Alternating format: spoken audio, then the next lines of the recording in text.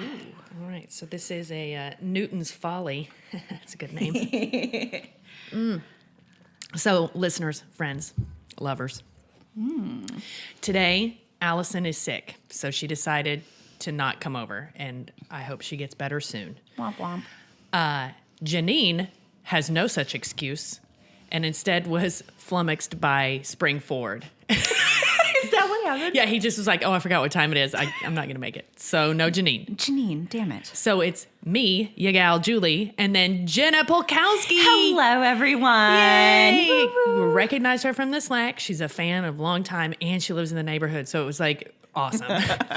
So Yes. she came over to watch the episode with me, and we're going to record an episode of the Drunkcast for you now.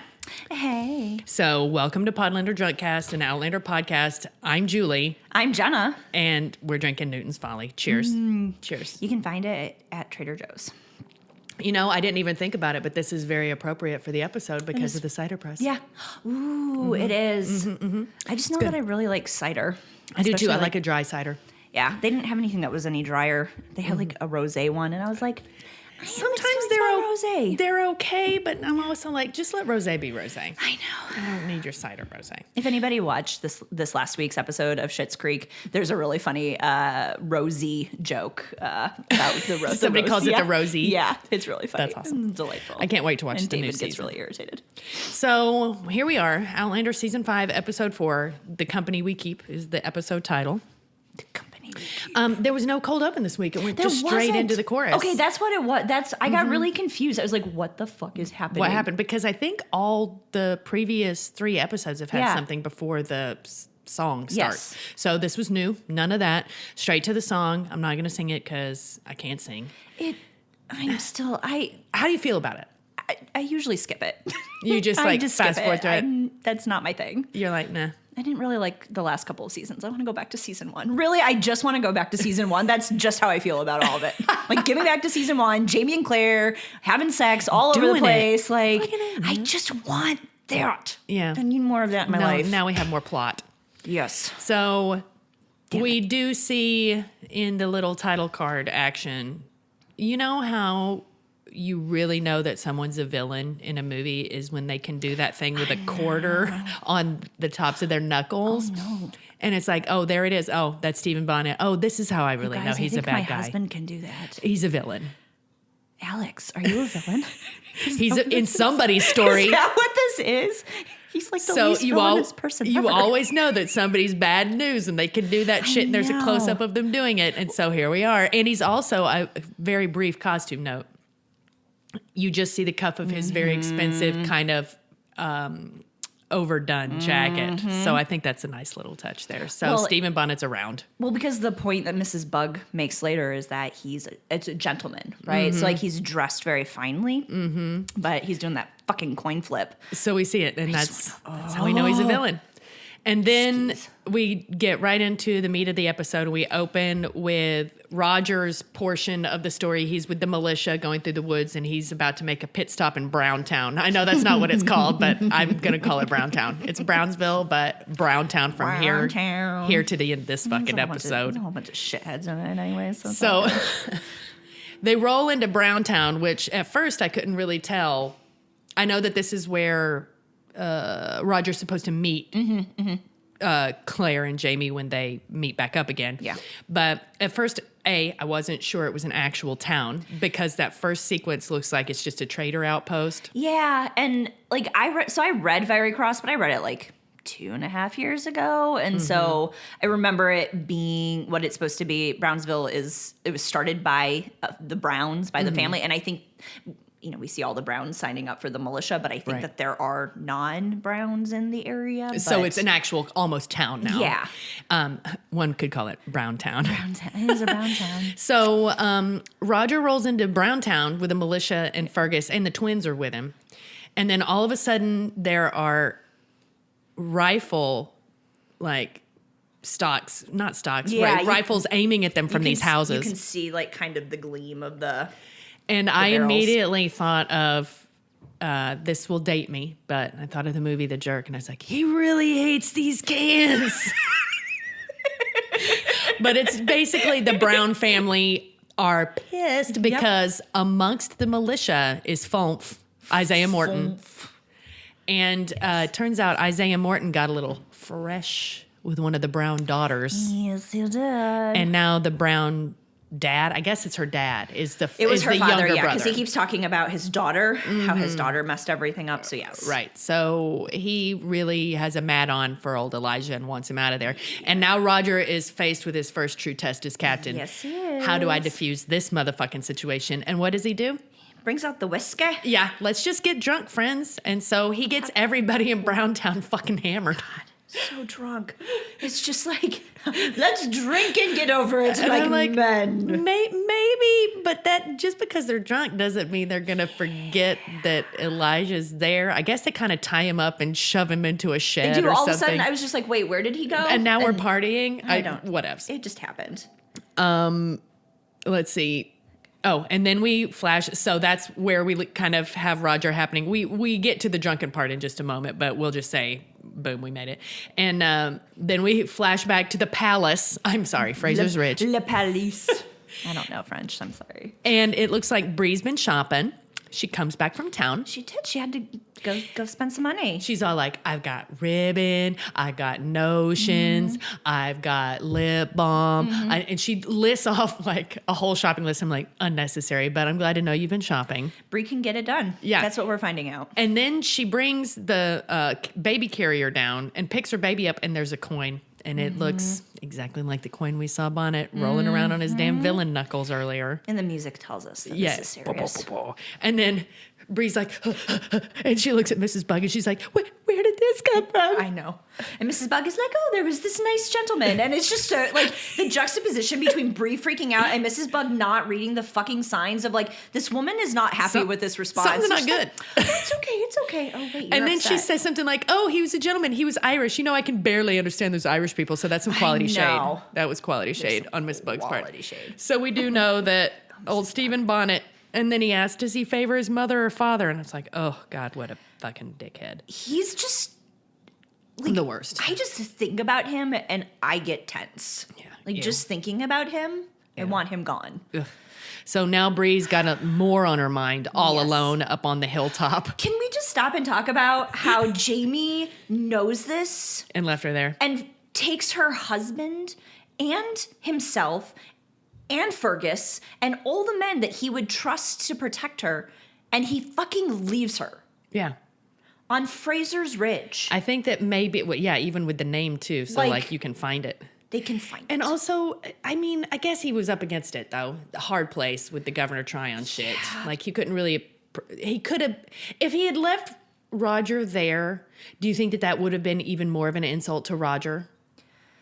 And I don't know. I think the thing that just irritates me is that nobody tells anybody anything important. And that is just like antithetical to the way I live my life. And I'm like, my husband gets really annoyed when I talk about things because I'm like, if people would just talk about shit, then we'd have no shows. Because Right. There'd be no Then plot. there'd be no drama. There'd be no drama. Like There'd if be no people just drama. talked about things, there'd be no So drama. now all of a sudden Bree realizes that she's a little vulnerable. And she's like, okay, well, why don't we tell everybody who's left up here to just go ahead and stay in the big house tonight? Let's all Yeah, just, let's just stay. Slumber party. Everybody get in there. Have some girl time. Yeah, nobody really understands like what she's saying, but was it Marsley or somebody that's like, no, it was Lizzie. Lizzie. Lizzie's like, oh, it'd be nice to have some company. And it's like, are you going to spread some more chismoso? Are you going to fucking keep gossiping, Lizzie? Well, what ifs? Everybody's going to be in the big house together to be safe. I really love Lizzie. I do too. love Lizzie so much. And then now this is where Roger busts out the whiskey. And then we find out that the dad, Brown Jr., I know. The Brown the younger. Baby Brown. Brown the younger. I like Brown the younger. Brown the younger is so pissed because he had his young daughter, Alicia. So the credit has her as Alicia, and I think it's supposed to be like Alicia. Alicia. Yeah. Okay. So Alicia, she done got into trouble with Elijah Morton, and she's pregnant. But the deal was Brown the younger had already set up a really cool arranged marriage for her with some rich dude. Yep. And now that rich dude has backed out because he doesn't want damaged goods. Yep. So Brown the younger is Piast. He is pissed. But the thing is, Alicia, Lizzie, whatever they fucking call her. So many different things. Yeah, there were like So 5 many different things. She really, really loves Elijah. And it's Isaiah. Isaiah. Elijah is... I think Elijah was the one that he was trying to get her married to. Oh, yes, Elijah Ford. Thank you. Isaiah Morton. Yep. She really loves him, and does. we're kind of like, and we'll find out a little bit more about his situation in a moment. So we've got the gal who's ruined her purity. Ugh. Later, I made a note later about with all the drama with the Alicia storyline of when did this become To All the Boys I Loved? Because I had this moment where I was like, what the fuck? Like, when did this become like a teenage drama rom-com? There is a lot of like high school shit in here. And the thing is like, as a teenager who was full of many, many, many, many emotions, I was that girl. So many emotions, and they were always directed towards boys that I liked, and it was hard to handle. I was like, but wasn't it a little bit different in the 1800s? Maybe. Wasn't it a little bit different? Man, I don't know. But then she lucks out because she gets cool Aunt Claire Fraser stops by. She does. So she gets to unleash on her, which we'll get to. Claire fixes everything. I know. It's a problem. So then we flash. So we see this in town. Roger's getting everybody drunk, trying to defuse the situation. Then we flash to Claire and Jamie on the road with the baby and 5 goats. Just fucking being cute as hell. I love the way that Jamie looks at Claire when she's holding the baby. He really is into her with baby. He is. And it's that very sweet thing of like, people who just really love and care for each other. I don't know. I really miss the Jamie and Claire stuff. I realized last week that one of the reasons why I liked the episode was because it was so much Jamie and Claire. That's true. And that one scene with them in the woods at night is so good, which is a little bit further on. But so we do get some quality Claire and Jamie. No doing it, unfortunately. God damn it. Why? Give us some sex, please. But they're so cute and they're really enjoying this baby. But Claire, the best doctor in the world, Allison Shoemaker, said... I've got to get this baby into town because it can't live on goat's milk alone. So I guess there's something about cow milk that it needs. I don't know. Or try to find a woman who's nursing. I just assumed from the get-go I was looking for someone who could nurse her. But she's basically like, goat's milk alone won't do it. And I'm like, why not? I think my sister had to drink goat's milk when she was a baby because there was something with her digestive system where she couldn't do dairy milk or breast milk. I don't know. Whatever. Huh. I mean, that's totally possible, but here's how much I know about breastfeeding and being a mother. Zip, a 0, a zilch. So Claire knows something. She's like, we got to get her to a boob stat. Get some booby in that mouth. And then the top of my next note page says Brownsville. Oh, it's the town/trading post. Okay, Brownsville. And then later is when I came up with Browntown. I just turned and looked at you and I was like, no, it just makes me think of turds. Browntown. Well, I mean, some turdy things happen in this town. Super turdy things. So Fergus steps up to Roger's like, hey, psst, psst, Milo, come this way. Sorry to tell you, dude, but some of the militia straight up left. Yep. And Roger's like, what? And Fergus is like, they didn't like the way you dealt with this situation. Yep. So. Well, and I was confused because we didn't know yet what had happened to Isaiah Morton. I was like, they're mad that he brought out whiskey?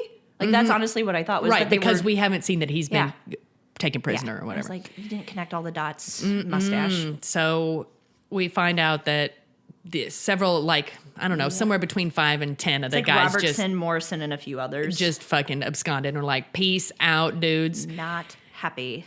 And then what does Roger do when he has an excess of emotion? Like, how does he work it out?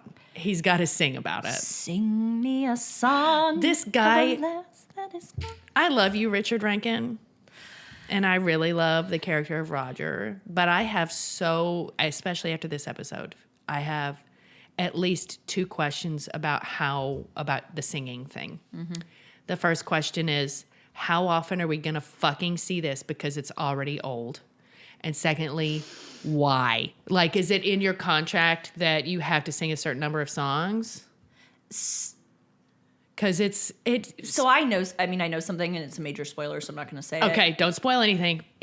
His His singing is important. It is. Okay. Well, the singing is important. As long as somebody who's read the books and says that to me, I'm like, okay, but I'm still annoyed. I mean, he sings from what I remember, he sings a lot in the books. Okay. Like he is like that is so Roger. That's how he works it out. Well, Roger knows he doesn't know anything about this time period that's useful, except that he knows the songs, and the songs are the stories of the people, and so he actually like.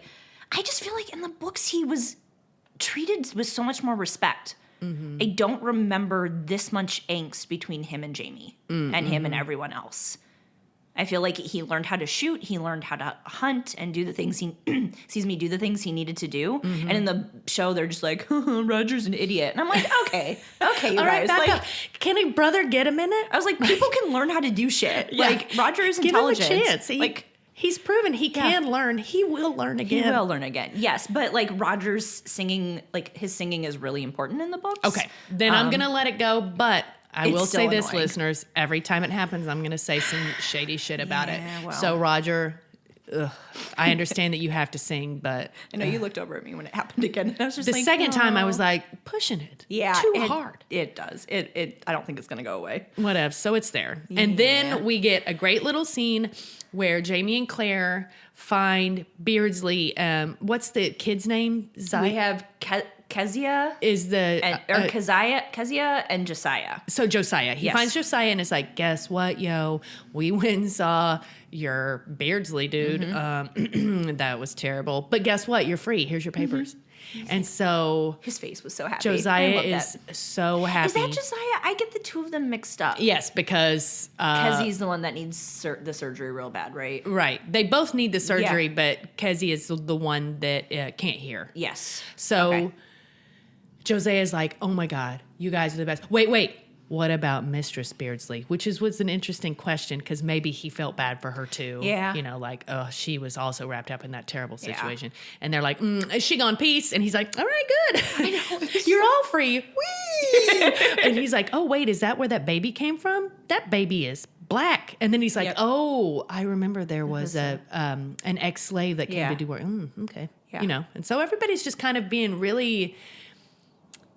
not what I would expect for that time period about this little mixed race baby, but I'm happy about it. I don't need any more drama. I think part of it is maybe the story is trying to tell, or they're trying, the show, I can talk, right? The show is trying to tell the story differently and maybe not emphasizing the race as much. You know, it's like the drama is about other stuff, not about the baby's race. Right on. So Beardsley's thrilled, and he's like, can I sign up for your militia now? And Jamie's like, how old are you, dude? And he says, I'm 16 or something like that. And Jamie's like, fuck it, you're 14. No, the answer is no. No. I don't think they're that young. He doesn't look that young, but I think maybe he doesn't actually know how old he is. Well, and that's the thing. I don't think they do because they all their family died on the boat on the way over. And I think they were thinking they were about 5 or 6 when that happened. And so based off of that and how much time has passed, they might have a guess. But not certainty. Yeah. I think in the books they're a little bit older. But Jamie's like, fuck no, you're not going to fight. You're too young. You just went through this terrible ordeal. I saw how you lived. And I need you to hunt. I'm going to send you back to the palace and you can be my games warden. Cool? All right, sweet. Go get all the rabbits and the deer. And then we flash to, I love it when, do you guys ever watch the show How It's Made? No, because I watched the crayon one and I could smell the crayon and it made me sick. Freak out? All right.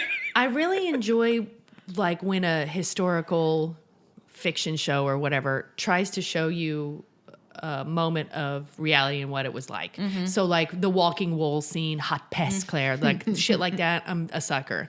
And so here we go. We're in the cider press. Speaking of cider, cheers, Jenna. Thanks again. And Claire's in there listening to all the hot fucking goss. It was great. It was like, you want to know what's going on? Go talk to women. Yeah, we're all in this cider together, and they're all, you know, they're drinking it too. Yep.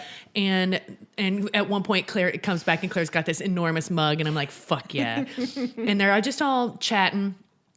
We find out that the daughter-in-law of Brown the Younger, and her name was Lucinda.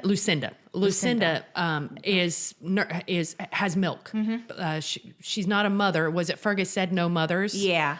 Claire was asking if there are any mothers. And we find out a little bit later that her infant died, and that's very sad, but she still has milk, and she's like, sweet, yes, I will feed this baby. Yeah. And she's so kind about it and very gentle, and Claire's like, I see you. Yeah. It was just a really lovely scene of like, I don't know. I think this last week was just very discouraging about women accomplishing things in the world. And so to see these women take care of each other and to be like, it's not this child's fault. It's like how they came to be in the world. Right. And we don't want the child to starve. There was just something very loving and compassionate there. And I really appreciated it. But while everybody's being so nice to Lucinda because she's quote unquote perfect, we got everybody being real mean to Alicia. Yeah, there's that.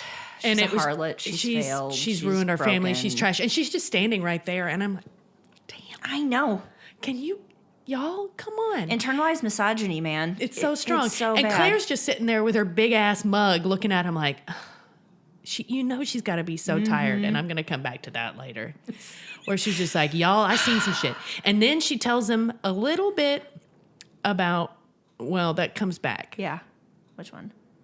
Oh, no, we've got another. There was a lot of intercutting in this episode between kind of the two things, and things got kind of lost. So we got the baby, we got some milk, we got the ladies in the cider press. Then we flash back to Jamie talking to Roger, and he's all like, what the fuck, man? I leave you alone for 2 days, and I have to deal with this other shit that you don't even know shit about. And then I come back, and you fucked all this up. There were maggots, and there was blood dripping through the thatch. It was cleaned up that mess, and now I gotta clean up this mess. And so this is where we find out that Isaiah, these biblical names, man, they're getting me. That Isaiah has been kind of like chained up in a stable somewhere. Yep. He's just there. And Jamie's like... With no guards, by the way. Right. No guards. Well, they're all drunk and partying somewhere. And Jamie's like, I am his colonel, and I can't believe that you treated him this way. This is terrible. Roger, why? And Roger doesn't really have a good answer because Roger is out of his depth. No. What did I say? Roger's making 20th century choices in the 18th century. Yeah. And it's just like... And Jamie's like, you can't do this to your own men, dude. And so there's this kind of like... Roger's just never going to be good enough for Jamie, period. He's not. But he's also making some bad choices. Yeah. Well, and what I don't understand is like, why didn't Fergus kind of provide some better counsel? Fergus seems a little not developed so far this season. I know, and I'm really irritated by that. I'm mad about it because I love that actor and his character is so interesting and has such a long history with Claire and Jamie. He's been there from the beginning for them. That I really feel like hopefully we do get more of him. But he did kind of just drop off. Like in this episode, he's like the one that sneaks in and is like, my lord, this happened. And then he disappears. And then like 5 scenes later he comes back and he's like, ooh, my lord, this happened, and then he disappears again. And it's like, okay, all right, Fergus. But yeah, so Fergus was no help to Roger in this situation. Was not. He did complain about having to share his whiskey, though. Yeah, he was like, fuck, all right, here we go. Fine. And then we find out from Flumph himself, from Isaiah, that he already has a wife. He didn't like it, but he put a ring on it. Yeah, he didn't like it. Put a ring on it anyway, and then went and got his dick wet with this young gal. Yeah, because he loves her. Right. So it's kind of like a... I really appreciate Jamie's like frustration with that and disappointment, being like, why? Like, why? Like, you broke a vow. Like, you broke a vow. How can I trust that you'll keep your vow to me? Yes. I really liked that. Which was tight. And I was like, but I was free to make that choice. And I was like, you know what? Just calm yourself. God, I'm so glad I didn't live back in the good old days. So Isaiah, I'm just going to do that every time. It's all good. Isaiah is like, well, I'm going to go find her. Yeah. And Jamie's like, no, you're fucking not. Get the fuck out of here. And chases him out. He's like, I'm letting you go. Yeah. I'm going to get in fucking trouble for this. Just go. And then he turns on Roger and he's like, fucking cleaning up your fucking mess, and then walks away, and it's like, ouch. It's just, I understand why Jamie's upset, but I'm also like, dude, like, cut him some. You're stuck with him. Yeah. Like, you were stuck with him. He's not going anywhere. Instead of shitting on him, mentor him. And I think he is kind of like mentoring him with a little bit of tough love. He's like, fucking ball up. Yep. Get it together. Roger's being a little bit of a whiny bitch. Yeah, he's like, get it together. These men look to you. You have to support them. Ugh, okay, fine. And also, once again, let's just reiterate how fucking tired Jamie must be right now. They're all I'm just tired watching the show. I'm like, how are you like functioning? Yeah, It's so like, it flashes back to the cider. Claire's in her cups now, and she's telling the story of the Beardsleys, but it is a, how shall we put this? Severely edited version. yeah, just a little bit. She's like, she was there, and her husband was buried outside. We saw his grave. He was dead. Already. And nobody really cares because everyone's like, man, that Beardsley dude was weird. Yeah, she probably killed him, but that's fine. Yeah, that's right. One of the ladies was like, I bet she killed that asshole. Yeah. He was a piece of shit. I And we're all like, I think that lady is like maybe the aunt to Alicia because she keeps saying like how your mother would be so disappointed in you. Right. And she keeps calling Alicia the harlot, but then she's like, yeah, Beardsley was the worst. It's yeah, okay. he was the worst. I'm glad his wife killed him. Great. It's okay. And Claire's like, me too. Go, go, go, go, go. And then She spills her cider on something. she knocks her big fucking Pottery Barn mug over. It was a nice It just piece. makes my hands hurt. It thinking does. Of, like, It's very lifting it heavy. up. And she knocks it over onto this piece of paper, and everybody freaks out for a second. But then all the women are like, oh, never mind. That's a piece of trash. All that news, that Dr. Rawlings and their Rawlings. stupid suggestions. And Claire's like, What? excuse me? And she picks it up. And there are notes that she had been writing under the guise of Yes. Dr. Rawlings. But she wanted to keep that hyper local. Just Fraser's Ridge. Hey team, remember when Fergus grabbed a piece of paper? That he didn't know what was on it to write a note on it. He thought it was just a piece of scrap paper from her surgery. And then he took it to be printed, and now they also printed the Dr. Rawlings shit. And now Claire's like, did I butterfly effect this crap? Yep. Well, because I mean, there's also the problem of like there's family planning in there, and so like if it gets back to her, like she could be arrested as a witch. And she's She's like, a oh, witch. God. Okay, fine. So we see that, and we know that the cat's out of the bag slightly on that, at least for the people who could read. Mm-hmm. And then... Oh, guess what's happening again? Guess what? We flash back to Drunk Town, Brown Town. Fucking Roger singing again. I just wish I had a recording. I really wish we had live streamed this because your response. I was just like, why? It gave me life. Once an episode is fine. We get it. You don't need to keep bringing this back. I guess it's where he feels comfortable. I guess, you know what? I'll back off of this just a little bit. Because not only is it how he's processing his shame, but also he enjoys it, and it's something that fulfills him and makes him feel better. So maybe it's self-care. It's what he knows. Right. And it's the only way to really connect with the people I'm around like, him. oh, God, just shut up. But okay, fine. Yeah. Whereas I'm just like, My note is I'm over Roger singing all the time. I mean, I'm really I'm really glad my husband doesn't listen to this because I think I would contemplate leaving my sweet husband, who has a lovely voice, but he will not sing to me. He will not sing to me. I cannot get him to sing to me. If I could get Rick Rankin to sing to me. Well, he can sing. might. I'm not going to shade that shit because he's obviously very talented, but lovely. enough. And then we see Claire come into the image, and like part of me just wanted her to like look over her shoulder and look at Roger and just be like, God damn again.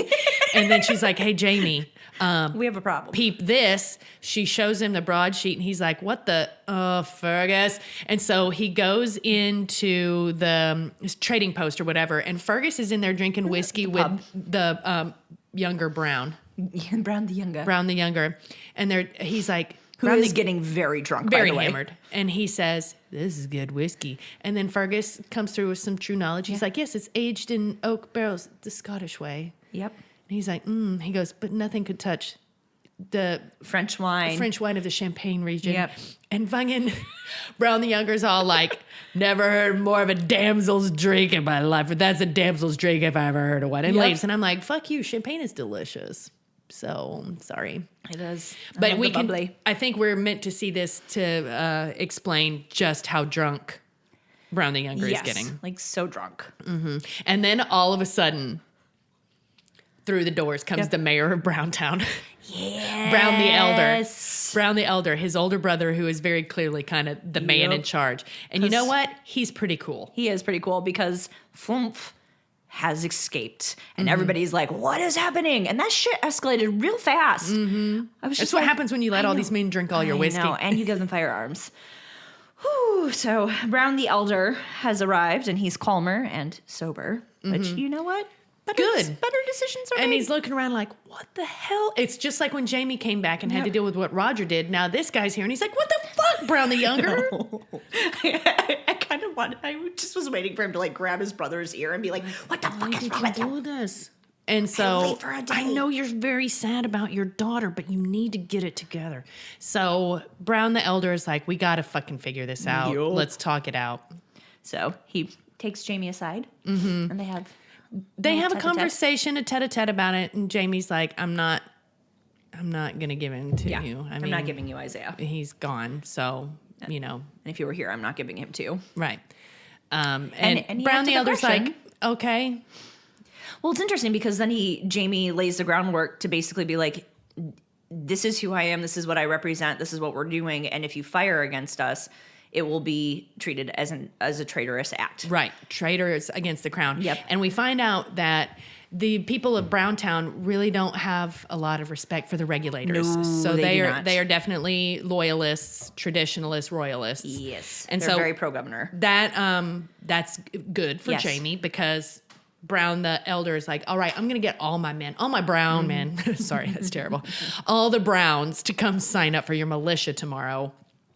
So don't worry about it. But they're Jamie's only like, going to answer to me, though. but then Jamie's all like, as long as you answer to me. Yep. Ooh, dick measuring contest. I'm sure Jamie would win. Let's be real here. Let's be real. And then we do Sam flash. Hewen, if you want to prove us right, you know. go ahead. Whatever. We go back to Fraser's Ridge. Ridge. Fucking Breeze hanging out at night, and the little babies are playing on a rug. She goes out to get some wood and comes back, and Jimmy's gone. And the child can move fast. Yeah, for a kid who's not really walking yet. Yeah. That was like a little too quick. It was. And then she, of course, understandably loses her fucking she mind. does. And of course, she's still processing the knowledge that Bonnet is alive and knows. She's convinced that he's there. Right. So she thinks he came in and stole the baby. But then Marsley comes in and is like, all right, everybody, take a fucking deep breath. And she goes to her son, whose name is Jermaine. Jermaine? I cannot remember his name. Let's look. It's like Jermaine or something. And she's like, baby, what happened to the other baby? And he just points at this door that's kind of open, which is, like we just said, kind of far away for a baby who's not really walking or it's Jermaine. like crawling yet. But I guess he just went boop right outside went that door, after and his he's right ball. there. Yeah, he's right there. He's wanted his toy. And Bree's like, man, I'm fucked up. Yeah. And Marsley's like, let's put the kids to bed and go to the kitchen and drink about it. Yep. I love Marsley. She's so good. Like in the books, she's okay. Like she's great in the books, but her character doesn't feel this well-rounded. And I know that there was a lot of discussion about whether she was taking over a particular storyline. There's another character in the book that becomes Claire's apprentice. And so I don't know. I like her, and I like Lauren Lyle. Yeah, she's so good. Yeah, That scene is coming up. Yeah. Oh, she's so fucking awesome. So we go back to Browntown. And this is where we find out that Lucinda's baby has recently died. And so they want to take the baby Beardsley. Yeah, and it's just it's very so sweet. And you can tell that her husband really loves her and they support each other and they've been through something together and that they're still very kind and warm and like, we're here, we have plenty of room. We would love to. And Claire had found out about Lucinda losing the baby and was like, this is great. Yeah. Yes. But first, let me talk to my husband and then we'll come back. Part of me was just like, why was she worrying about that? But I forgot that I think they called the Bonnie baby Bonnie because she's a Bonnie lass. And I forgot about that she has all That the Beardsley property. She has all that shit. So Which makes sense. There are other things to consider other than just this. So she's like, all right. And then she goes up to her room where they're letting her stay. And Alicia comes in and is like, I got to talk to somebody. Yep. And this was when I was like, bitch, Claire is tired. She has seen some things in the past few days that she is not going to tell you about, but she has had very little time to process. And here you are with your fucking 17-year-old blah, blah, blah, blah, blah in her face. And she's just like, roll her eyes. Fine, bring it on. Yes. And I'm like, why would you just unload to this person? I didn't understand that. Maybe she can feel from Claire that Claire's not as judgmental about the whole situation, that maybe she's not necessarily a kinder person, but maybe she just gets the smart thing. I don't know. She gets something. Some people just have that appearance, right? They put off that. So she's just like, I loved him, and I think I'm with child, and I'd rather be dead. And Claire's like, sorry. And then she hugs her and is like, no, we don't want to wish for that. So she's being kind of mommy to her. I'm so tired. Can't you just fuck off? Get out of my bedroom. Go away. And then we go to Bree and Marsley in the kitchen with a couple of fat fingers of whiskey. And Marsley is telling us the story of her abusive father and how she killed him. Yep. And I went, what? I know. I was like, that didn't happen in the book. And I start writing it down. And then she further tells the story, which is he got busted for being a Jacobite and then taken to jail, and he died in prison. But she believed that her thoughts about wishing he was dead is what killed him. But she knows, as an adult now, she knows that didn't have anything to do with it. But she spent a lot of time thinking about how she had killed him just because she wished it. Well, and Bree immediately is like, well, you didn't kill him. And Marsley's like, no shit, Sherlock. Yeah. That's the point I was trying to make. That's where I'm going with this. Because I am a wise old broad. And then Bree's like, this close to telling her. Like, you can see it. Just is right there. And then she decides, no, I'm far too strong for this. It's nothing. And I'm like, bitch. Yeah. You need to. They're not doing a good job of selling why she's not telling. Right. Because that was the moment. Because, and also Lauren Lyle in the scene is lights out. She's so good. She's so, Sophie Skelton, we talked. She's wonderful. She's delightful. Bree drives me crazy. Like, I love Bree in the book, so I keep wanting to like love Bree in the show, but she's annoying. This did annoy me. And I struggle. I struggle with it. But Marsley's like trying, but not pushing. Just like, hey, if you ever need him. She's really great. I'm right here. And have another whiskey. She's really, really great. And then we get back to Browntown at night, and the twins are both. Claire is like, Jesus H. Roosevelt Christ, is everything about you the same? And in my mind, she's like, I just want to go to bed. So we find out that I'm sorry, his name? I think Keziah also has tonsillitis. So they both have infected tonsils. Both of the twins. Is worse. Yes. And she's like, oh, fuck it. Pitch your tents far away. Yeah. And we'll deal with this back at the Ridge. I can't do it here. Yeah. And she talks about penicillin and how she says really to close. Jamie, she's like, Jamie, I can't do this. He's like, oh, can you do it here? And she's like, no, I need my tools and my penicillin. I'm so close. And he goes, did you finish it yet? Kind of shady, Jamie. She's like, I was so close, but then I had to leave with you. Yeah. I had to keep you alive. But she sends them away to pitch their tent far away from everybody. And I'm like, social distancing. Y'all get ready for that. Get ready to hear that phrase a lot. He also, social distancing. It's going to be everywhere in the next few weeks. It is. You're going to hear it. Stay 6 feet away from everybody. I'm like, I fucking ride the red line, you bastards. I can't do shit about it. I get so motion sick on public transit, and I'm really glad I never ride. I have to take public transit. I have to get to work. And then it's just it's just whatever. Social distancing. Get ready, y'all. Yes. So Jamie's finally like, all right. You have to go back. You got to go back to the Ridge.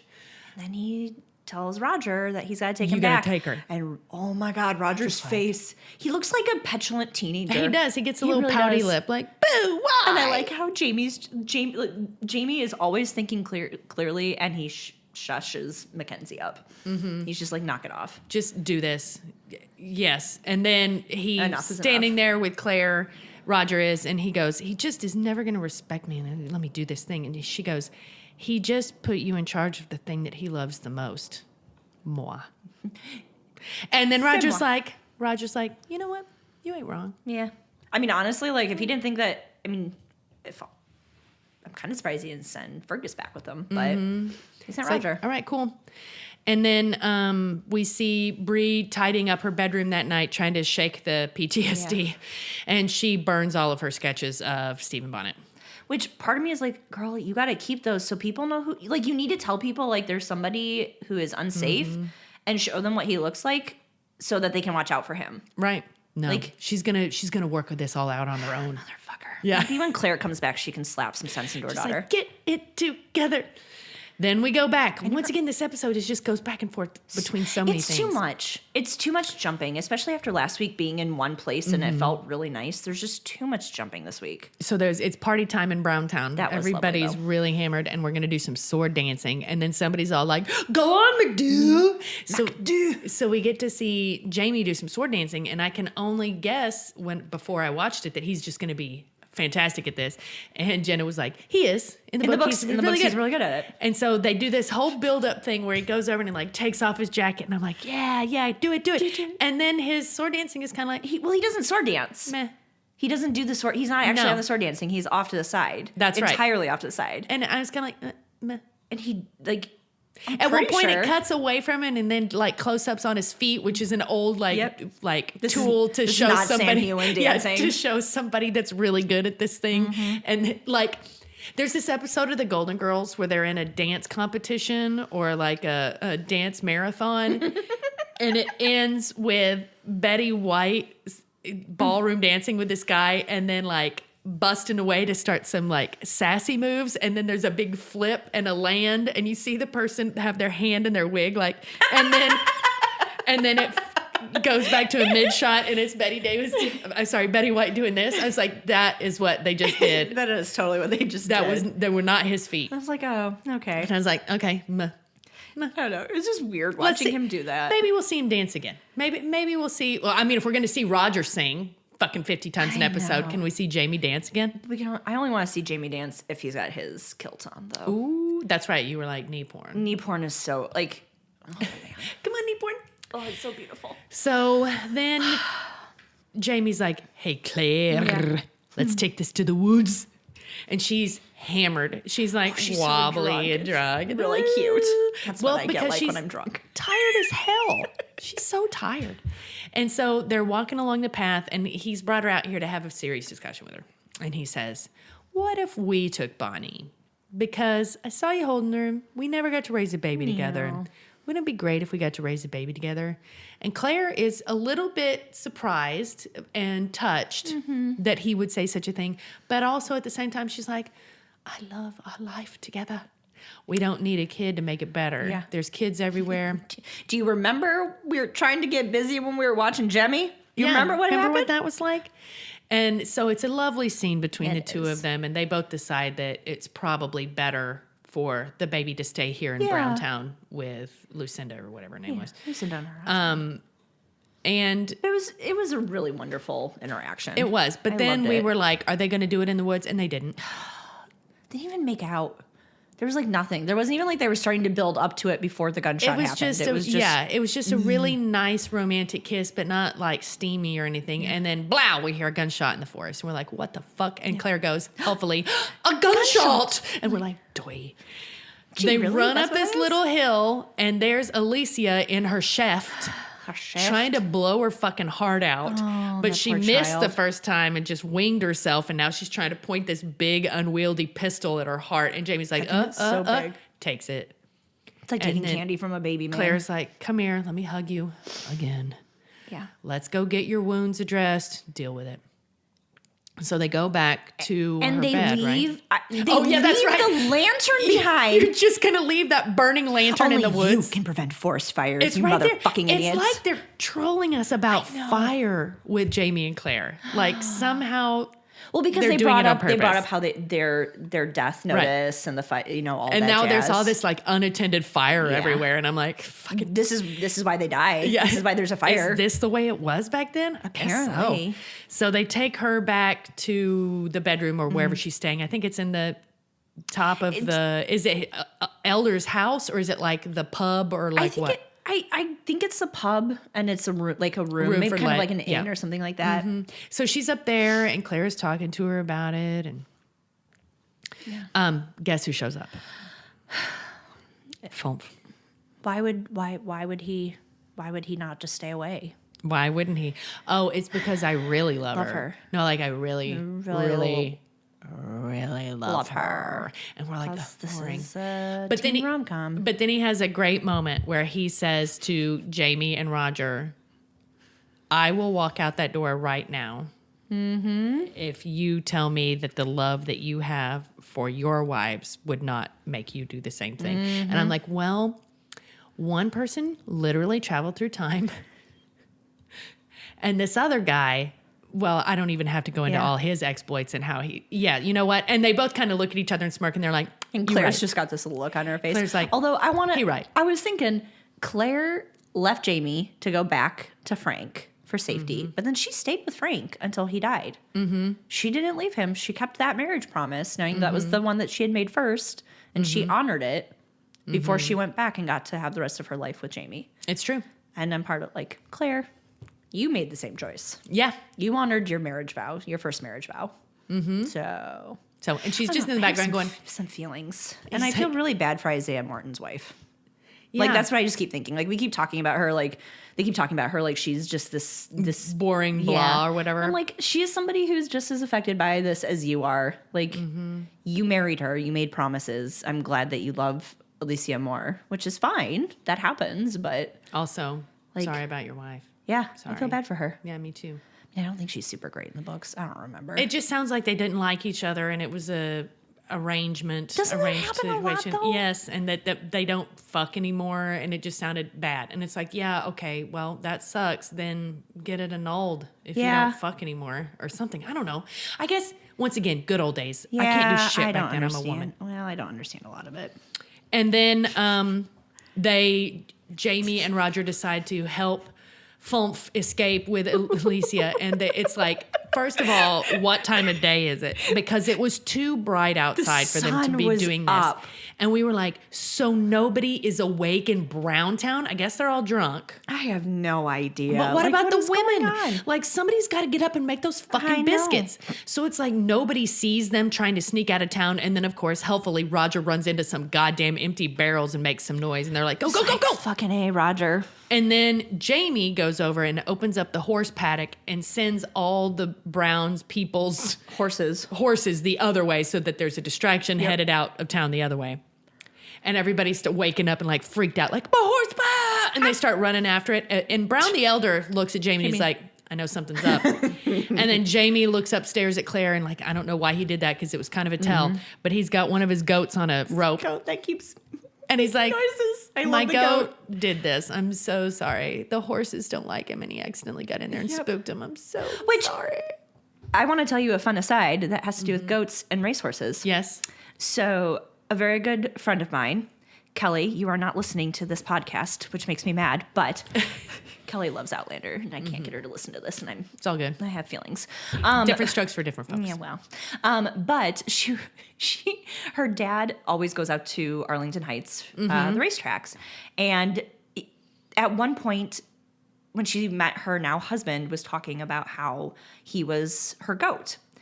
So apparently, with really, really high, strong racehorses, they get them a little goat friend. Like a support animal? Yeah, to like help calm them down. Oh my God. And so Kelly's husband is her goat. That is so cute. And it is the most precious thing ever. So Alex and I joke about how he's my goat because I am a very high-strung motherfucker. So I just like thinking about a horse being like, I know. And then, where's my goat?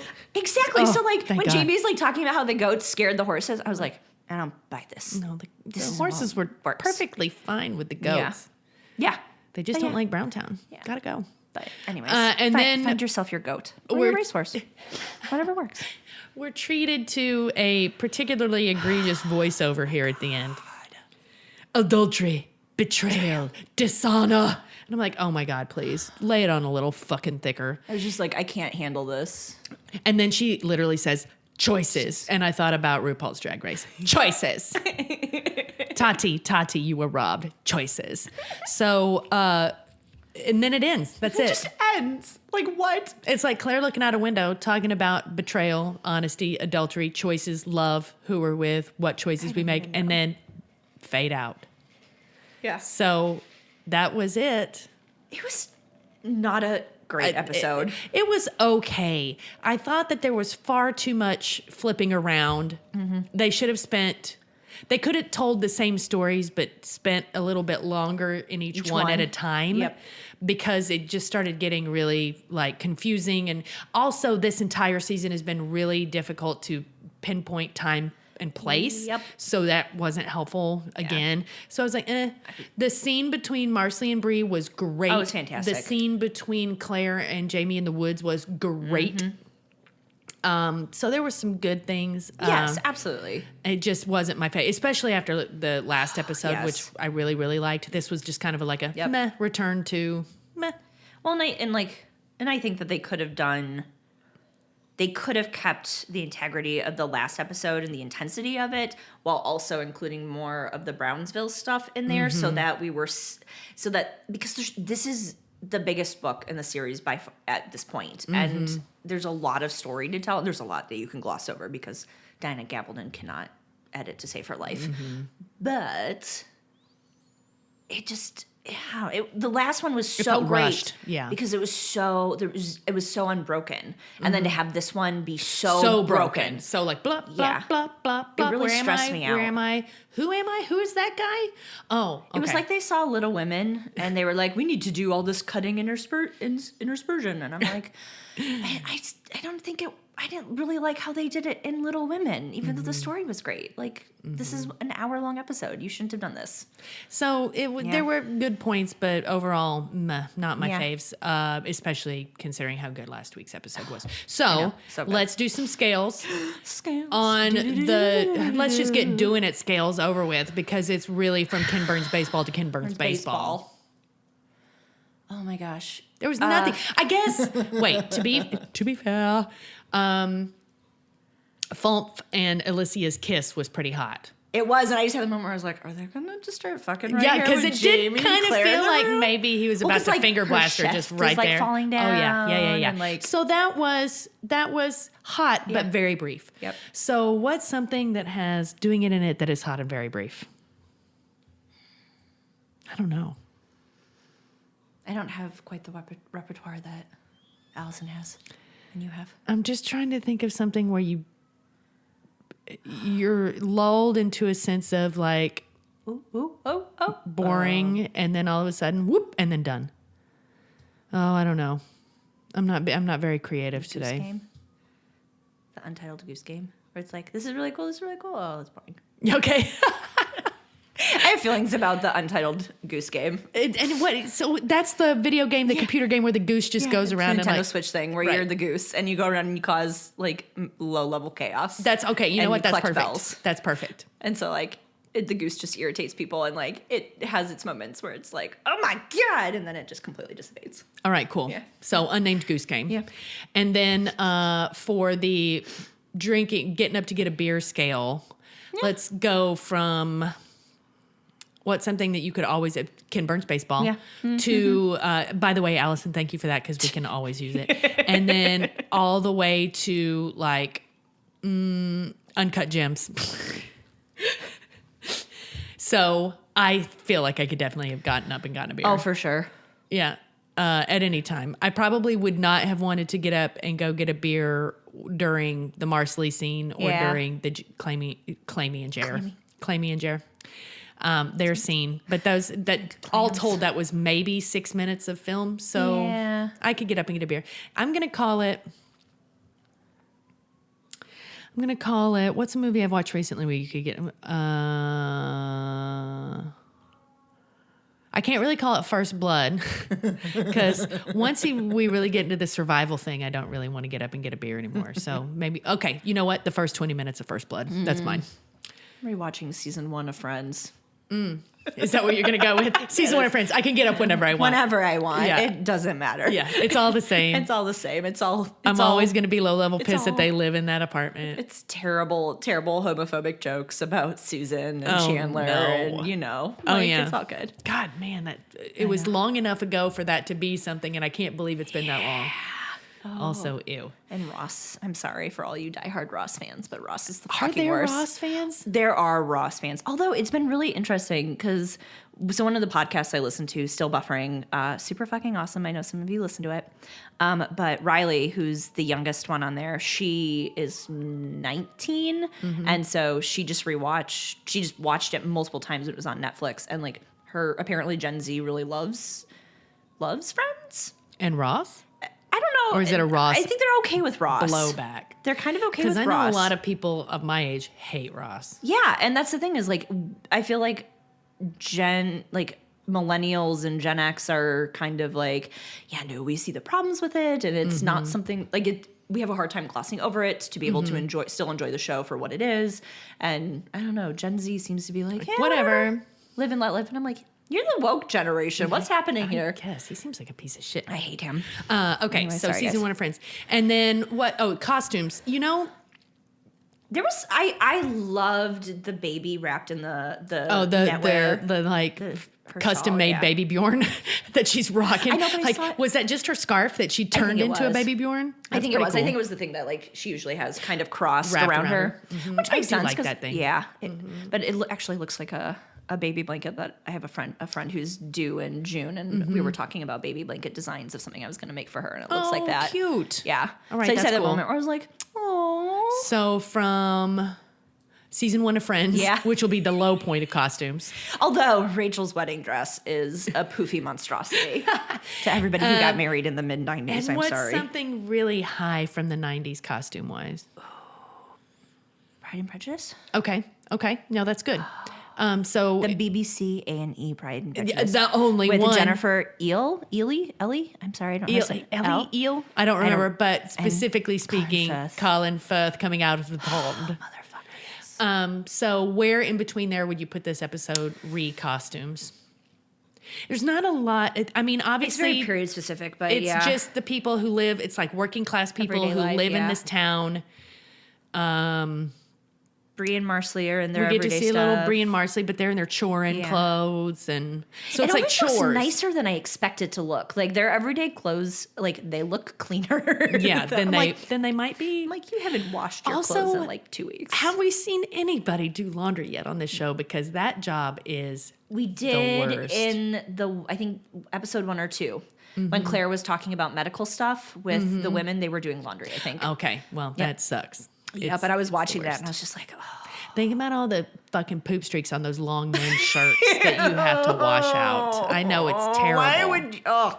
Blech. Every time I think about that, I just get the fucking willies. So I'm gonna put it at work a day. I'm gonna put it at the office. Oh, That's my answer for this. a really great They're one. wearing work clothes appropriate for the job. Yeah, That's it. Brooklyn Nine-Nine. Oh, that's good too. Yeah. Sometimes I've got to admit, sometimes I think what they do with Jake Peralta is a little too. But Well, yes. as the series goes on, he gets a little bit more like a leather jacket Yep. daddy, and I'm like, maybe it's because he started working out or something. I don't know. Maybe Yeah. he just looks different. I don't know. I don't know. I love that show. Tyler, your forget sex tape. So now is the time where I. Any good Oh questions? wait. Allison she send them to you? could not be here today, as I told you all, but she did send some questions from the Slack channel for us to talk about. Here's one from Kara. Do you think it's really Bonnet hanging around the ridge, or is it a red-haired red herring again? Oh, Oh, that's good. That's a good callback job, to an Kara. old joke. Callback to an old joke. I don't think he's there. I don't think he's there. I think he was in town, but I He's don't too think he's busy. out there. I mean, he's He's got jobs. He's got villainy to get up to Yeah. somewhere else. That does not mean that I do not think that he won't show up there. Yeah, I'm not. I do not remember how they handle Bonnet for the rest of the book. Mm-hmm. I do know. Well, I won't say. Don't tell me, no spoilies. I won't say it. All right, and then let's see if she sent me an email with the rest of it. Yeah. Hold on, you guys. Boop, boop, boop, boop, boop, boop, boop, boop, boop, boop, boop, boop, boop, boop, boop. Okay, no more questions, but we do have the list of patrons. Thank you guys so much for listening to the show. Please leave us a review on iTunes, Stitcher, wherever. You can find us on Twitter at PodlanderCast, Facebook at facebook.com/PodlanderCast, and on Patreon at patreon.com/PodlanderDrunkcast, where you can support our show and sign up to join our Slack channel, which is bitchin'. Yeah. Thanks to all of our patrons, but especially these folks. Stella Nutella. What the fuck? I love you, whoever you are. That's awesome. Lola Bun Bun, Ashlyn Berger, Zena Perez, Kayla Reagan, Misty Ojeppy, please correct us somewhere. Katie Kirshner, Dr. J, Jinlander Drunklin, Amanda Newton, Trish McCrary, Kissy Shively, Emma Lofald. Allison wrote that one out phonetically for me. Samantha Smith, Amanda Smith, Emily Hendrick, Whitney Harrington, Rachel Townsend, Steph Peterson.